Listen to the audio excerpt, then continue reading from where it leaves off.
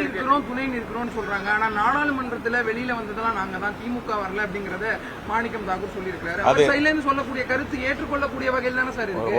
ஒரு நிமிஷம், அது எங்க அகில இந்திய தலைமை பேசும், பொதுவெளியில இங்கெல்லாம் பேசக்கூடாது. இது மாதிரி மாணிக்கம் பொதுவெளியில பேசக்கூடாது சார். என்ன பொறுத்த வரைக்கும் யாரும் பொதுவெளியில் பேசக்கூடாது.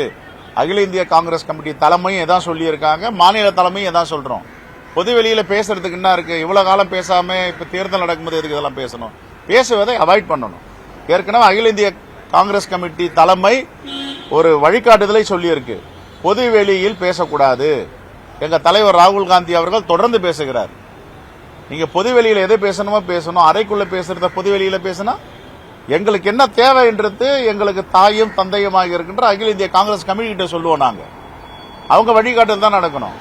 எனக்கு பேச தெரியும், நான் என்ன ஒன்னாலும் உங்க முன்னாடி பேசினா அதுக்கு எதுக்கு கூட்டணி, அதுக்கு என்ன முறை, அது என்ன ஜனநாயகம்? சார் ஒரே ஒரு பிரச்சனை, இந்த தேர்தல் தொடர்பாகவே நீங்க பொது வெளியில பேச வேணாம்னு டெல்லியிலையும் சொல்லியிருந்தீங்க, தமிழ்நாட்டிலையும் பல இடங்கள்ல சொல்லியிருந்தீங்க. பிரவீன் சக்கரவர்த்தியா இருக்கட்டும், இல்ல மாணிக்கம் தாக்கூரா இருக்கட்டும், பலரும் இது மாதிரி செய்யறாங்க. மாநில தலைவரா நீங்க நடவடிக்கை எடுப்பீங்களா சார்? நான் இன்னைக்கு அது விஷயமா தான் கூப்பிட்டு இருக்காங்க. இன்னைக்கு பேச போறோம், ஆலோசனை செய்வோம்.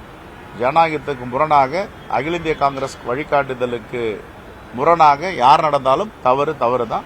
நான்